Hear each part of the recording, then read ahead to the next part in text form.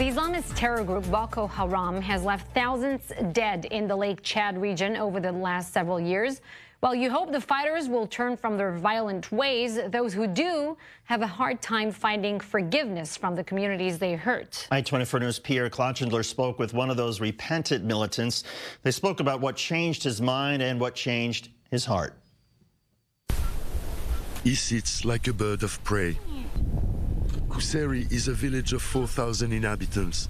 Here, all is order, peace, purity. The women of the Buduma ethnic group are proud of their construction skills. They're the ones who erect these straw hedges to protect their homes. All in all, an idyllic village, says the traditional chief, the Bulama. This is like a mini Chad. We live here in good harmony, all ethnic groups together. Buduma, Bulala, Kanembu, Arabs. Kuseri is a village of internally displaced people from some of Lake Chad's islets, displaced by the war waged by the Islamic State Boko Haram in parts of Niger, Nigeria, Cameroon, and for the past 4 years in the Lake province of Chad. And they're scared. Suicide bombers struck them again at the local markets 2 years ago, killing 43 of the newly assembled community. Boko Haram are terrorists who have neither faith nor law, who are only faithful to their goal, and who have supporters everywhere.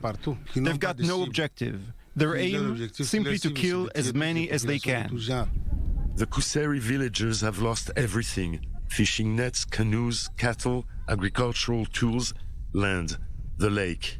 They sustain themselves thanks to humanitarian aid, raise the cattle they took with them in their flight. Men are seldom hired by the day as fishermen or farmers. Women sell at the market. There's no coming back. We want to stay here. Are there people from Boko Haram who repented and live in this village? Yes, 5 of them live here.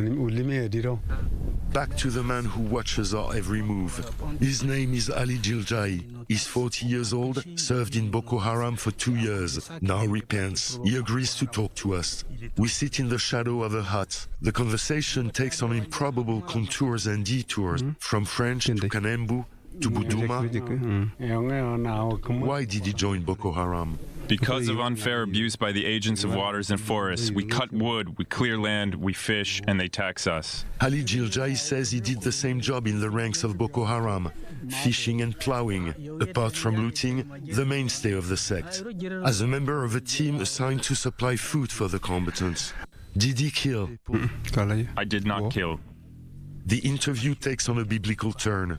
Has he raped, looted, carried a weapon? The answer, laconic, is unwavering. I did not participate in any attack. Vigilance committees have been established in all the towns and villages, mosques, churches, schools and markets of the province. They serve as support for the Chadian army.